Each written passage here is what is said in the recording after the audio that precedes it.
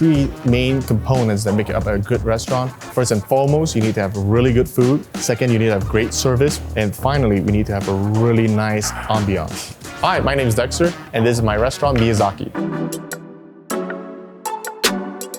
I love sushi since I was a child, and Miyazaki was built with the reflection of my passion for Japanese food. When we were designing the bar, I wanted it to be as close as to how someone would be when they're in Japan, where we don't have a glass case that has the fish in front of them. That way, the customers who sit at the bar can both see the bartenders mixing their drinks, and they get to observe when the sushi is being prepared directly from the sushi chefs.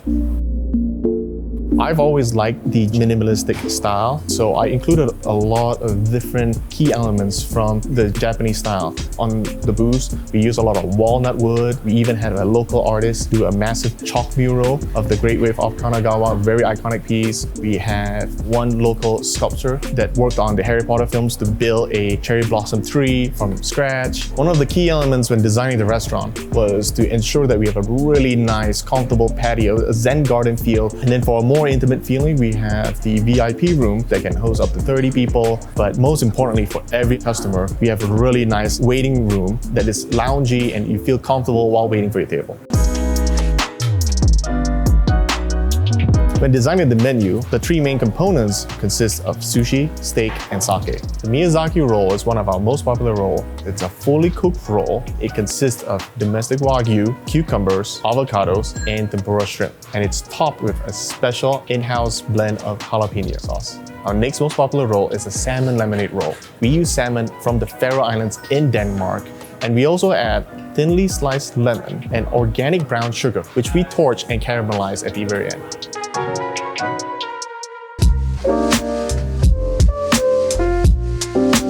One of the funnest things every morning is getting fresh ingredients shipped to your door. Another day, another good stuff for our fish. Got good marai, which is a sea bream from Japan. Have a really good tuna. Bluefin tuna.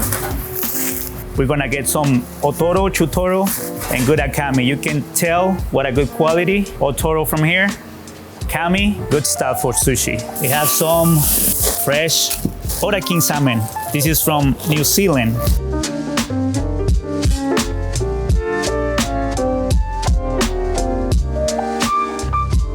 So what Edgar just did here was he wrapped the fish in this special Japanese imported paper where it pulls out all the excess moisture. Therefore, it prevents the enzyme from decomposing the fish, removing all the fishy taste, creating a cleaner, fresher, and firmer texture fish. Also on the menu is steaks, ranging from A5 Japanese Wagyu all the way to domestic Wagyu. Our A5 ribeye comes from the region in Miyazaki, and it's by far the best beef you can get anywhere else in the world. We have a bunch of certificates when you come in that shows where our beef is raised, and it's all in the Miyazaki region in Japan. Many chefs believe that we need to have our steaks plain, just salt and pepper, but in my opinion, if we can add small little sauce or compound butters that help enhance the flavors, complement them instead of overpowering them, that is a really good match. This is seriously the best I've ever had in my life. No meal is complete without dessert. And my personal favorite here is the cotton cakes. It's a light, fluffy, classic traditional cheesecake that's topped with whipped cream that's made in-house.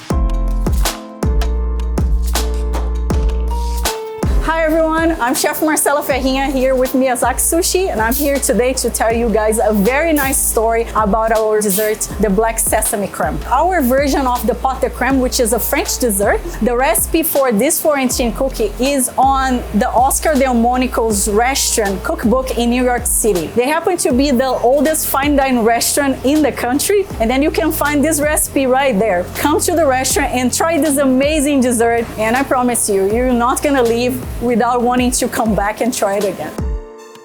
Nothing pairs better with food than a good cocktail or a mocktail.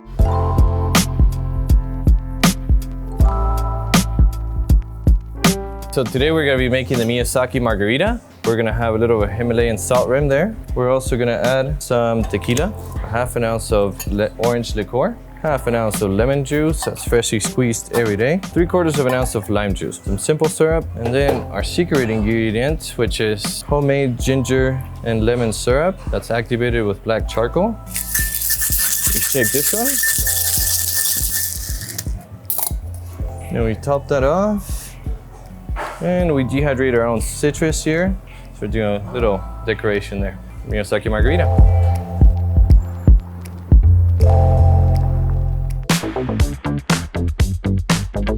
If sushi and steaks aren't for you, you gotta try out ramen. I personally studied ramen under a Japanese master who showed me the basics and all the key components and the techniques, and I developed this special blend myself. One of the first things that we do every morning is we start the process for our ramen broth. This takes anywhere from 12 to 14 hours to boil. We take the trouble to wash and we soak the bones overnight. It draws all the impurities out.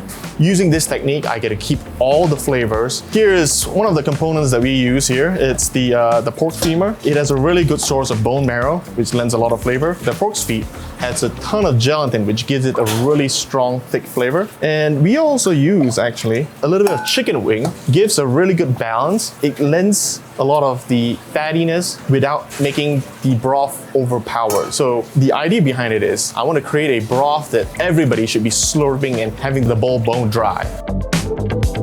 One of the most overlooked component of a broth is the water. We actually use a TDS meter to check the total dissolved solid, because if the water is too heavy, it wouldn't allow the broth to be very flavorful, because you won't be able to draw the flavors out from the bones. That's why it's very important that we use extremely filtered, clean water.